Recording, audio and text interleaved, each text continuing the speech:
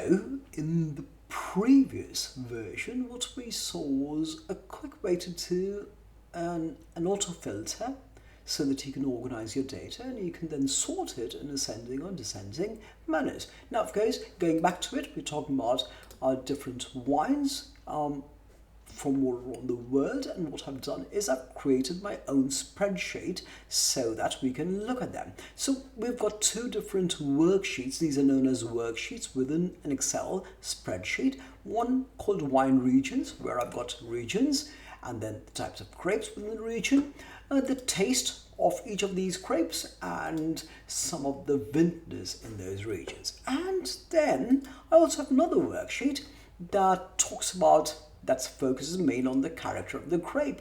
What is the name of the grape? How good is the, what's the characteristic of the tannin? And tannin is nothing but the dryness. So anytime you take your first sip, swirl it around your palate, you get a sense of how quickly it dries out. And that oftentimes comes from grape skins, and that's your tannin. Now, next one is acidity, which is, does it fresh, is it fresh? Does it feel too tarty? Does it feel like something's just hit you with a bit of acidity on your palate? Then, of course, is the alcohol. Anytime we talk about wines and we swirl it like we know what we're doing, including me, of course, and you see all these very thick legs, that's nothing but the alcohol. And then the question is, what's the body? Which is oftentimes a mix of tannins, acidity, and alcohol.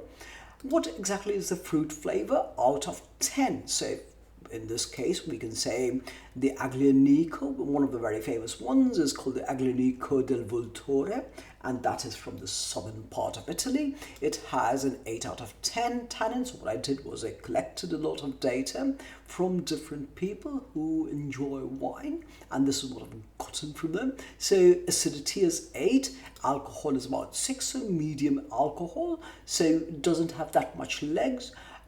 And of course 9 body, so heavy body, and of course it's a fruit forward bit with an 8 out of 10.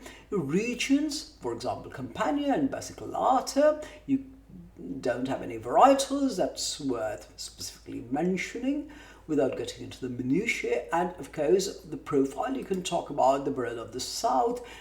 It's called the Barolo of the South and it's got loads of chocolate and plum.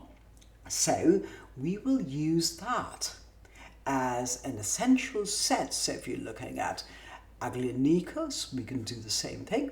What we'll first do is we will convert the data into, we will create a way to organize the data first. So we'll click data and then filter. The minute we click filter, it automatically turns, adds these arrows the bottom right corner of it. Now what we can do is, if we wanted to say, all right, we want to look at wines that have the lowest body to the highest body, we can immediately do that. And the minute we do that, we say, all right, okay, it's a Pinot Noir. So if you want something with a very low body or a medium body, reds, and I'm mainly focusing on reds, you go from Pinot Noir to Cabernet Franc and right up to Petit Syrah, which has a very big body. It's a big, bold wine, right? And that's what you can actually do.